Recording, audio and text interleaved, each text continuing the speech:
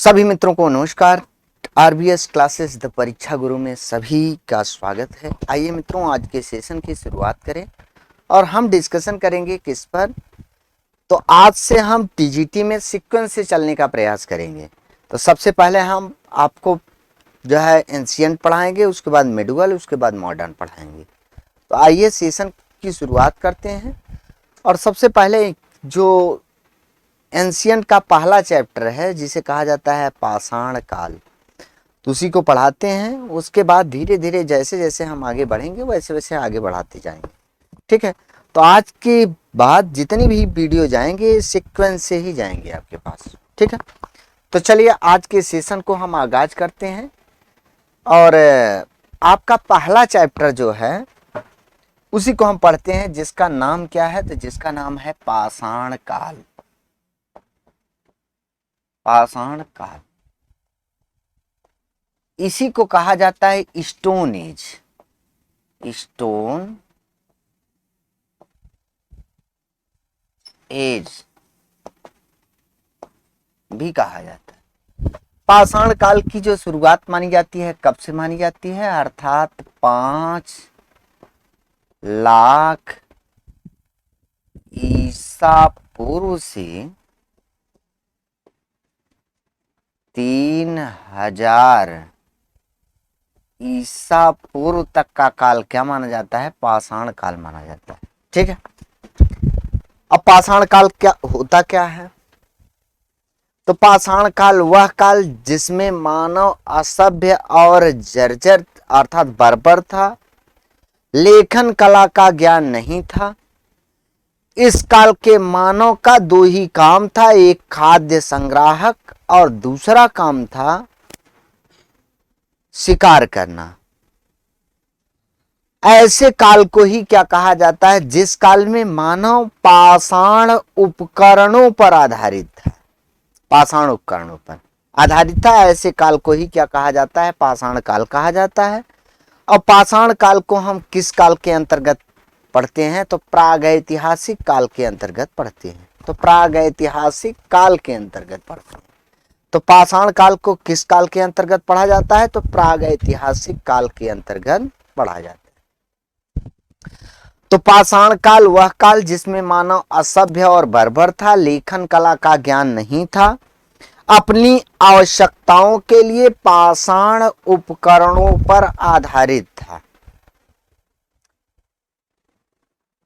ऐसे काल को क्या कहा जाता है? पाषाण काल कहा जाता है। पाषाण संस्कृति को किसके अंतर्गत पढ़ते हैं? तो प्रागैतिहासिक संस्कृति के अंतर्गत पढ़ते हैं ना। दूसरा, पाषाण काल के खोजकर्ता कौन है? तो पाषाण काल के खोजकर्ता रॉबर्ट ब्रूसफुट हैं, अर्थात पेशे से भूवैज्ञानिक या जिसे हम कहते हैं भूगोलवेत्ता। पेशे के भूवैज्ञानिक या भूगोलवेत्ता रॉबर्ट ब्रूसफुट को पाषाण काल का खोजकर्ता कहा जाता है। जो ब्रूसफुट थे उन्होंने 1863 ईस्वी में मद्रास का एक स्थान था पल्लवरम, वहीं से क्या किया था? पाषाण उपकरण हैंड एक्स की खोज की थी। तो हैंड एक्स की खोज कहां से की गई? मद्रास के पल्लवरम नामक स्थान से की गई। दूसरा, भारत में प्रागैतिहासिक शाखा को पहचान दिलाने वाले कौन थे? तो जिनका नाम था मार्टिमर व्हीलर। मार्टिमर व्हीलर, इन्होंने भारतीय प्रागैतिहास को महत्वपूर्ण उपलब्धि दिलाई और एक पहचान दिलाई। और इसी के क्रम में भारतीय प्रागैतिहास पर लिखी गई जो पुस्तक है वो स्टुअर्ट पिंगट की प्री हिस्टोरिक इंडिया है। प्री हिस्टोरिक इंडिया जो कब लिखी गई? तो वह लिखी गई थी 1950 ईस्वी में लिखी गई थी। भारतीय प्रागैतिहासिक शाखा का मुख्यालय कहां है? तो नागपुर में। अध्ययन की दृष्टि से पाषाण काल को कितने काल खंडों में डिवाइड किया गया है? तो 3 काल खंडों में डिवाइड किया गया है, भाग बांटा गया है, ठीक है। तो ये सब किसके बारे में है? पाषाण काल के बारे में। तो पाषाण काल है क्या? सबसे पहले हम पाषाण काल के बारे में पढ़ेंगे ना, पाषाण काल के बारे में पढ़ेंगे। तो पाषाण काल किसे कहते हैं? अर्थात वह काल जिसमें मानव को लेखन कला का ज्ञान नहीं था, मानव असभ्य और मानवीय विकास का वह आरंभिक काल जब मानव अपनी आवश्यकताओं के लिए मानवीय विकास का, हम क्या कह सकते हैं? तो मानवीय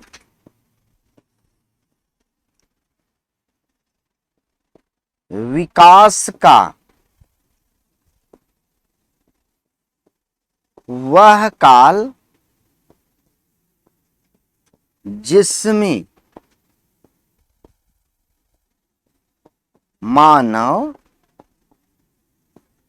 अपनी आवश्यकताओं के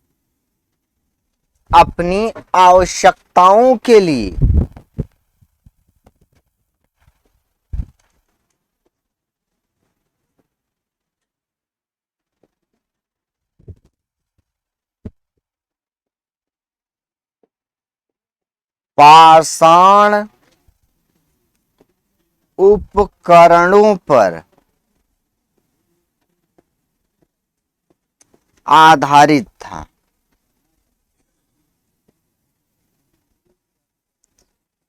पाषाण उपकरणों पर आधारित था अर्थात मानवीय विकास का वह आरंभिक काल,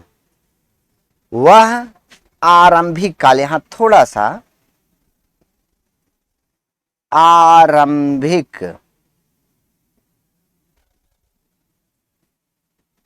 काल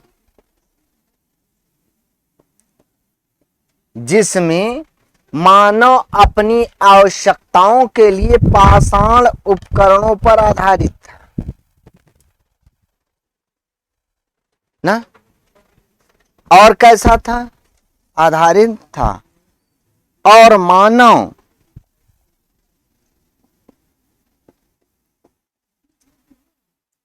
मानव असभ्य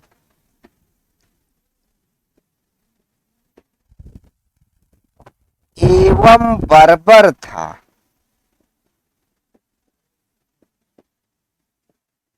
लेखन कला का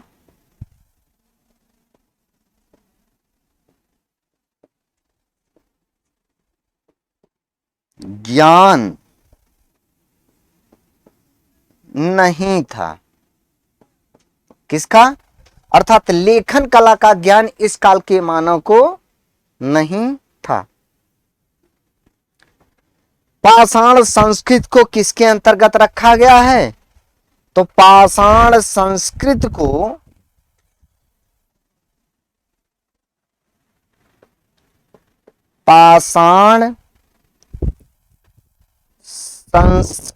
को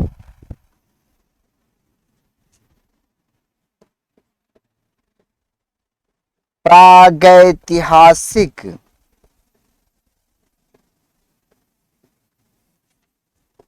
संस्कृति के अंतर्गत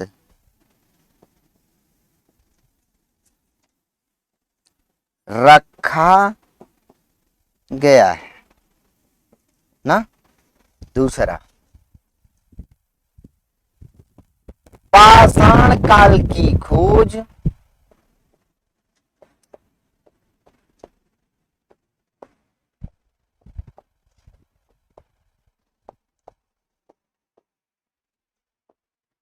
पेशे के भूवैज्ञानिक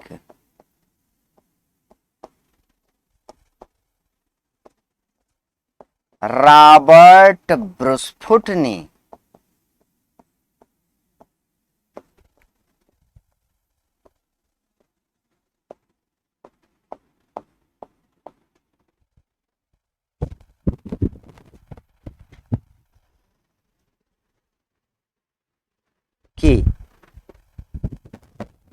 रॉबर्ट ब्रूसफुट ने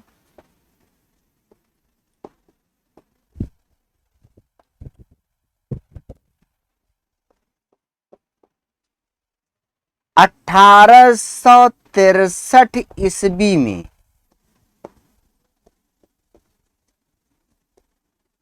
मद्रास के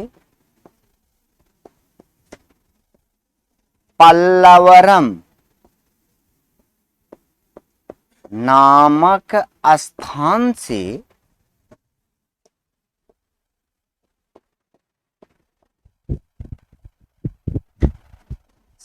सर्वप्रथम हैंड एक्स की खोज की।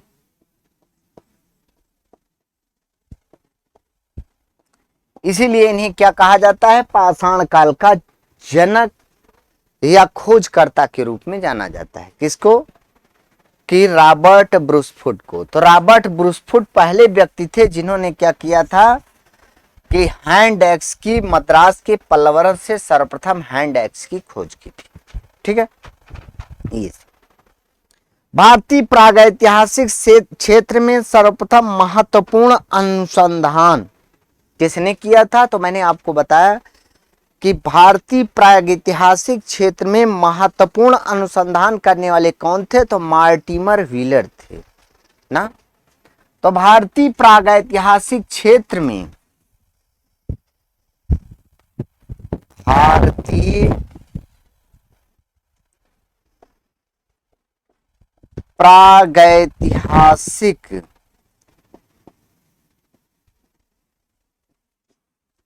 क्षेत्र में महत्वपूर्ण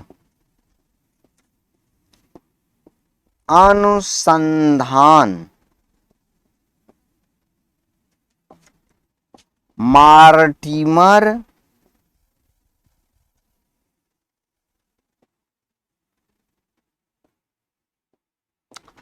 व्हीलर ने किया। तो जो भारतीय प्रागैतिहासिक क्षेत्र में महत्वपूर्ण अनुसंधान करने वाले कौन थे? तो मार्टिमर व्हीलर ही थे। ठीक है, मार्टिमर व्हीलर किए गए। विश्व में भारतीय प्रागैतिहास को पहचान दिलाने वाले कौन है? मार्टिमर व्हीलर ही है। तो विश्व में भारतीय प्रागैतिहास को, विश्व में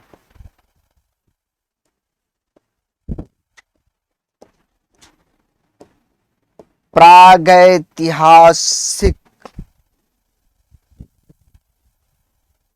विश्व में भारतीय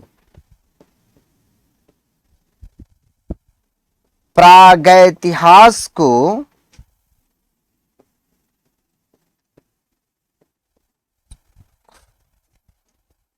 पहचान दिलाने वाले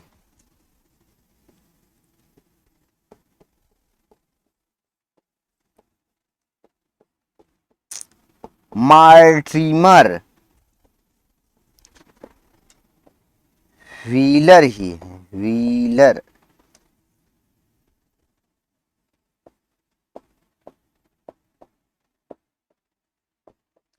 तो विश्व में भारतीय प्रागैतिहास को पहचान दिलाने वाले कौन है? तो आपसे क्वेश्चन पूछा जाता है तो कौन है? मार्टिमर व्हीलर ही है।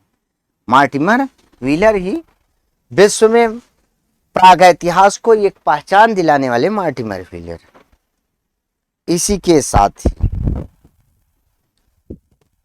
मैंने आपको बताया कि प्रागैतिहास पर लिखी गई पुस्तक कौन सी है? तो भारतीय प्रागैतिहास पर लिखी गई जो पुस्तक है, भारतीय प्रागैतिहास पर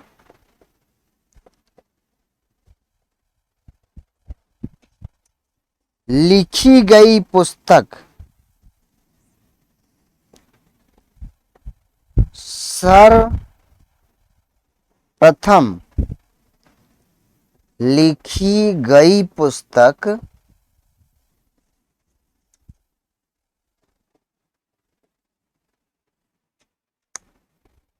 किसके द्वारा?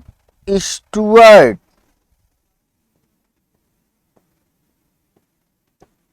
पिंगट द्वारा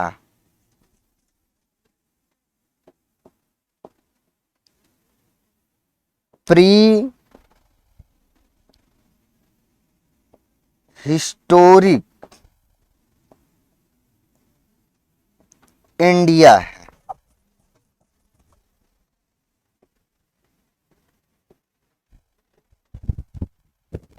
प्री हिस्टोरिक इंडिया है।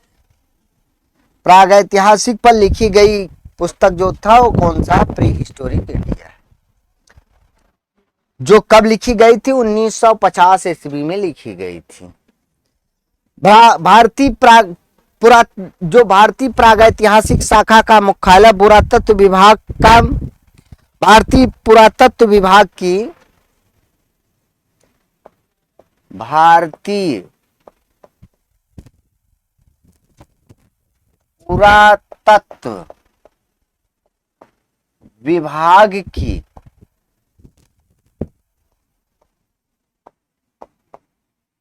प्रागैतिहासिक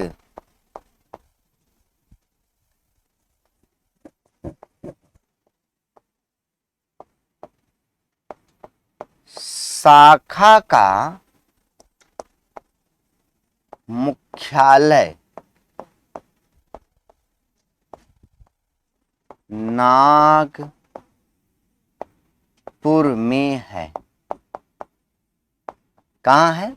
नागपुर में। ठीक है, ये भी इंपॉर्टेंट लाइन है। अध्ययन की दृष्टि से किसके? अध्ययन की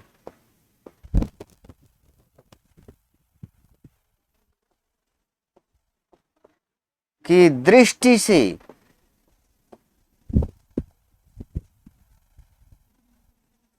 पाषाण काल को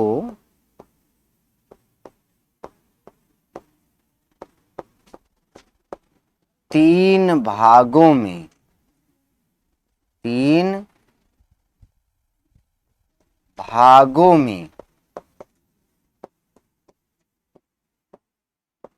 विभाजित किया गया है।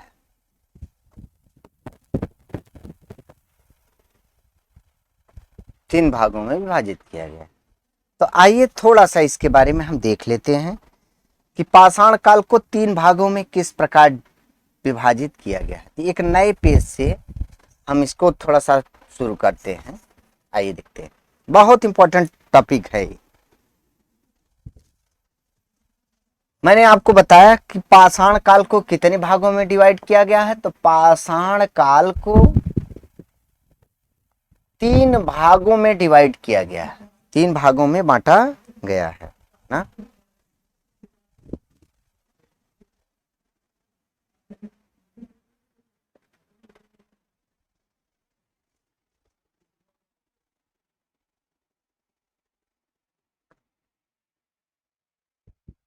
ठीक,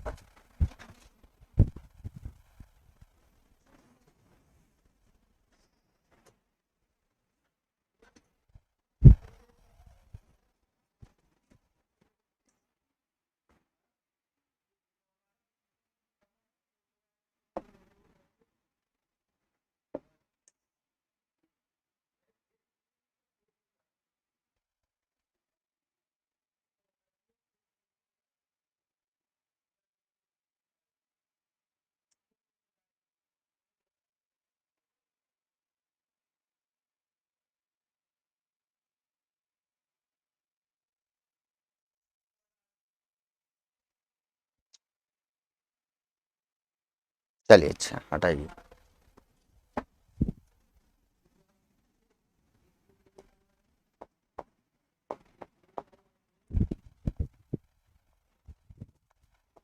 तीन भागों में डिवाइड किया गया है।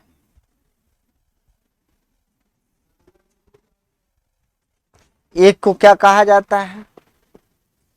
एक को कहा जाता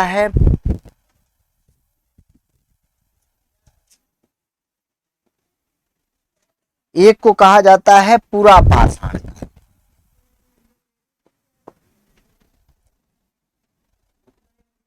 एक को कहा जाता है पूरा पाषाण काल। दूसरे को कहा जाता है मध्य पाषाण काल।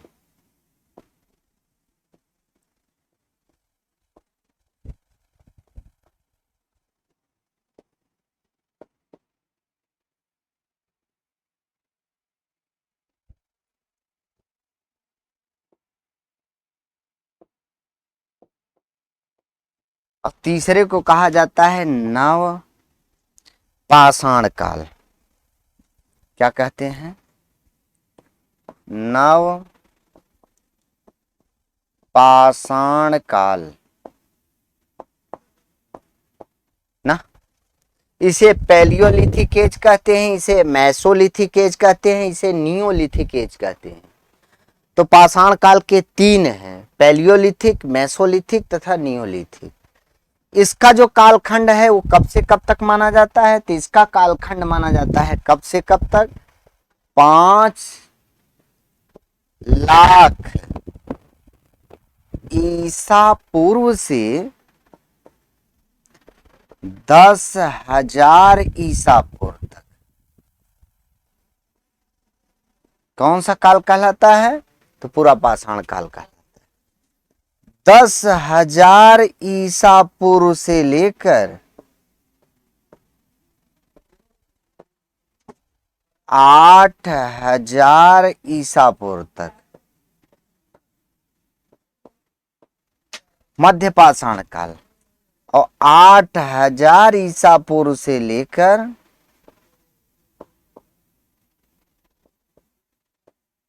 3,000 ईसा पूर्व तक कौन सा काल आता है? नवपाषाण काल। ठीक है। जो पूरा पाषाण काल है वह 5 लाख ईसा पूर्व से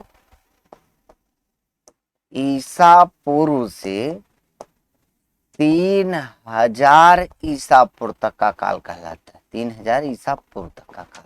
ठीक है। अब जो पाषाण काल है इसे भी कई रूपों में 3 भागों में डिवाइड किया गया है पूरा पाषाण काल को, क्योंकि इसका कालखंड ज्यादा समय तक था, इस कालखंड में ज्यादा परिवर्तन देखने को मिले, इसीलिए पूरा पाषाण काल को 3 कालखंडों में डिवाइड किया गया है। तो एक को क्या कहा जाता है?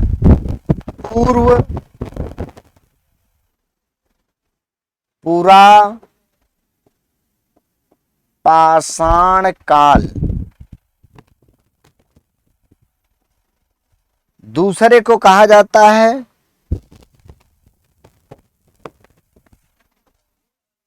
क्या कहा जाता है? पूर्व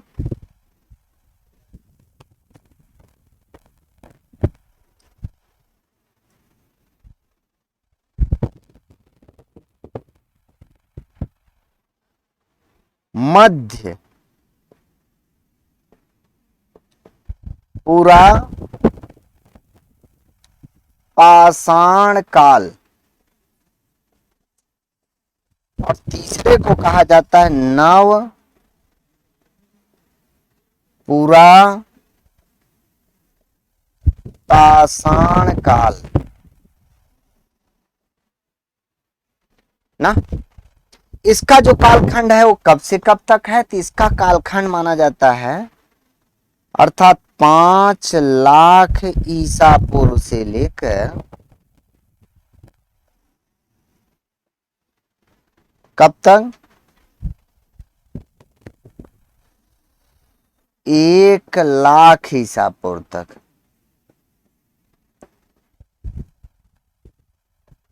ठीक। जो मध्य पाषाण काल है इसका कालखंड कब से माना जाता है?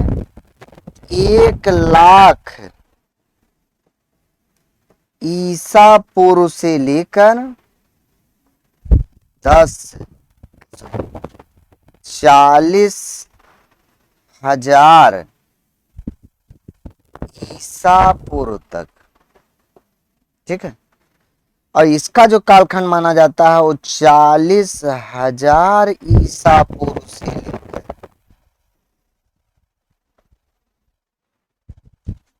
10 ईसा पूर्व तक। ठीक है। तो ये सब किसके बारे में है? पाषाण काल के बारे में। तो पाषाण काल को इस प्रकार इसका विभाजन किया गया है। तो पाषाण काल को किस प्रकार विभाजित किया गया है? तो ये इसका काल विभाजन है। अर्थात पाषाण काल को 3 कालखंडों में विभाजित किया गया, पूरा पाषाण काल, मध्य पाषाण काल और नव पाषाण काल। पूरा पाषाण काल मानव का प्रारंभिक काल था, इसमें मानव में ज्यादा बदलाव देखने को मिले, इसीलिए पूरा पाषाण काल को 3 कालखंडों में और विभाजित किया गया। एक को कहा गया पूर्व पूरा पाषाण काल, दूसरे को कहा गया मध्य पूरा पाषाण काल, तीसरे को कहा गया नव पूरा पाषाण काल। ठीक है, कालखंड में मैंने जो आपको 5 लाख ईसा पूर्व बताया अनुमान, इसीलिए लगभग में दिया जाता है। तो जितनी भी किताबें हैं उसमें अलग अलग है। तो अर्थात यह मानव का प्रारंभिक काल है, अर्थात जब मानव पृथ्वी पर आया तब की चर्चा हो रही है। एक वीडियो में हम आपको थोड़ा सा डीप पीछे ले चलेंगे कि किस प्रकार पृथ्वी की उत्पत्ति हुई। पृथ्वी की उत्पत्ति का एक वीडियो हम अलग से आपको बना के देंगे किसी संडे को, कि किस प्रकार मानव आया और किस प्रकार मानव का विकास हुआ, मानव धरती पर कब आया।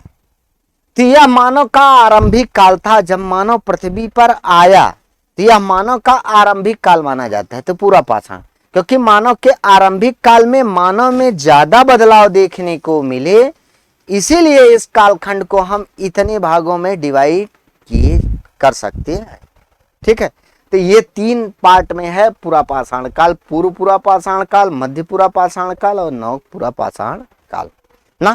तो ये आप इसको लिख सकते हैं। ये आपको जो डेट लिखी गई है, अनुमान लगाया गया है कि जो मानव पृथ्वी पर आया वह कब से आया, तो 5 लाख वर्ष पहले आया। यह अनुमान लगाया जाता है, अनुमान पर आधारित, क्योंकि उस समय लेखन कला का ज्ञान नहीं था, अनुमान पर आधारित था। तो जो भी अलग अलग किताबों में अलग अलग डेट दी गई है, लेकिन कालक्रम यही रहेगा कि पूरा पाषाण काल, मध्य पाषाण काल और नव पाषाण काल, इसमें डिफरेंसेस थोड़ा सा दिखाई देंगे। तो ये एथेंटिक किताब का है, इसे आप लिख सकते हैं। ठीक है, अब आइए एक एक कालखंड को हम पढ़ते हैं। तो सबसे पहले हम पढ़ते हैं किसको? पूरा पाषाण काल को। इसके पहले हम एक बार रिपीट कर लें तो ज्यादा बेहतर होगा। मैंने आपको जो बोला वही लिखाया। मैंने आपको बताया कि पाषाण काल क्या होता है, तो मानवीय विकास का वह आरंभिक काल जिसमें मानव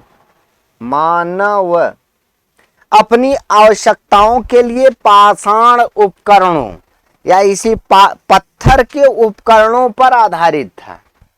मानव असभ्य और बर्बर था, लेखन कला का ज्ञान नहीं था।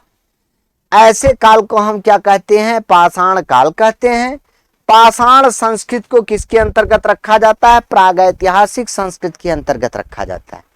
तो प्रागैतिहासिक संस्कृत क्या है? मैंने आपको एक वीडियो में बताया है, जैसे आपके पास गया होगा, कि इतिहास का जो विकास क्रम है, तो पहले विकास क्रम में जब मानव को लेखन कला का ज्ञान नहीं था, तो वह काल कहलाता है प्रागैतिहासिक काल। अर्थात वह काल जिसमें मानव को लेखन कला का ज्ञान नहीं था, उस काल की जानकारी मानव द्वारा प्रयोग की गई वस्तुओं से मिलता है। अर्थात पाषाण उपकरण, मिट्टी के बर्तन, जो भी, अर्थात पुरातत्व की खुदाई से प्राप्त सामग्रियों के आधार पर इतिहास लिखा गया, वही काल कहलाता है प्रागैतिहासिक काल। तो प्रागैतिहासिक काल जहां आए, इसका मतलब वहां लेखन कला का, लिपि का ज्ञान मानव को नहीं था।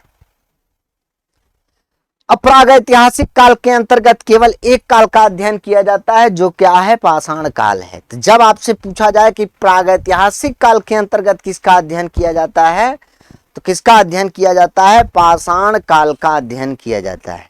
आपको इतना याद रहना चाहिए। दूसरा, आद्य ऐतिहासिक काल क्या होता है? मैंने आपको एक वीडियो में उसको भी बताया है कि आद्य ऐतिहासिक काल आप आरबीएस क्लासेस द परीक्षा गुरु में आप प्ले स्टोर में खोजेंगे तो इधर उधर आपको मिल जाएंगे, ये सब वीडियो बनाए गए।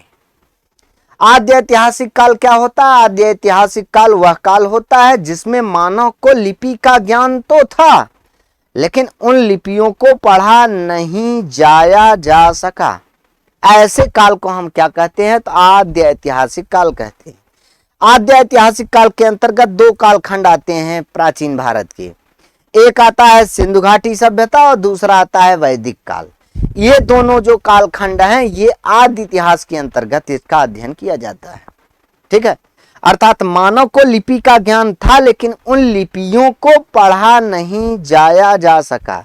ऐसे कालखंड को हम क्या कहते हैं? आद्य ऐतिहासिक कालखंड कहते हैं। और तीसरा कालखंड कौन था? तीसरा कालखंड माना जाता है वह काल जिसमें मानव को लेखन कला का ज्ञान भी था, उन लिपियों को पढ़ा भी जाया जाने लगा। ऐसे काल को ऐतिहासिक काल कहा जाता है। ऐतिहासिक काल, तो ऐतिहासिक काल वह काल कहलाता है जहां से मानव की लिपियों को, मानव के द्वारा प्रयोग की गई लिपियों को पढ़ा जाया जाने लगा। ऐसे कालखंड को क्या कहा जाता है?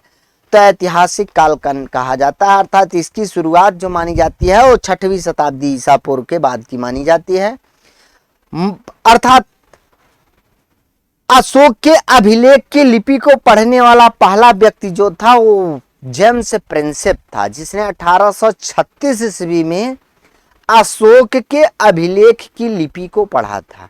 तो इतिहास के ये क्रम है, उसी का एक क्रम है प्रागैतिहासिक काल, जिसके अंतर्गत हम किसका अध्ययन करते हैं? पाषाण काल का अध्ययन करते हैं। ठीक है, मैंने आपको बताया कि यह जो है पाषाण काल की खोज पेशे के भूवैज्ञानिक, पेशा मतलब होता है व्यवसाय, व्यवसाय या पेशा। जैसे मेरा व्यवसाय क्या है? मैं अध्यापन का काम करता हूं, तो मेरा व्यवसाय क्या है? अध्यापन। तो इसी को पेशा कह सकते हैं, इसी को व्यवसाय कह सकते हैं। अर्थात सबका अलग अलग, जैसे कुछ लोग कृषि करते हैं तो उनका पेशा क्या होता है? कृषि होता है। कुछ लोग व्यापार करते हैं तो उनका पेशा क्या होता है? व्यापार होता है।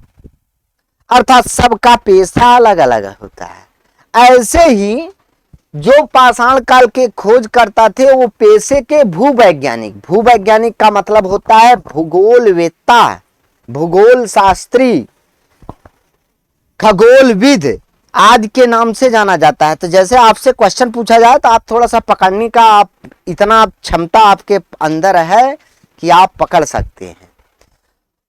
तो पेशे के जो भूवैज्ञानिक थे जिनका नाम था रॉबर्ट ब्रूसफुट, उन्होंने 1863 ईस्वी में मद्रास का एक स्थान था पल्लवरम। अब पल्लवरम से क्या किया कि हैंड एक्स, हैंड एक्स का मतलब ही होता है हाथ की कुल्हाड़ी। क्या कहा जाता है? हाथ की कुल्हाड़ी।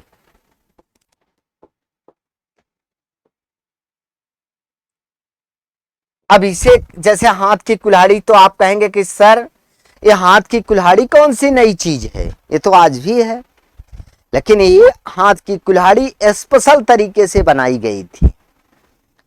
तो पहला जो औजार खोजा गया था पाषाण काल का वह कौन सा था? Hand axe. हैंड मतलब होता है हाथ, एक्स का मतलब होता है कुल्हाड़ी, हाथ की बनी कुल्हाड़ी। अर्थात जो कुल्हाड़ी बनाई गई थी वह कैसी बनाई गई थी? एक ही पत्थर से निर्मित की गई थी।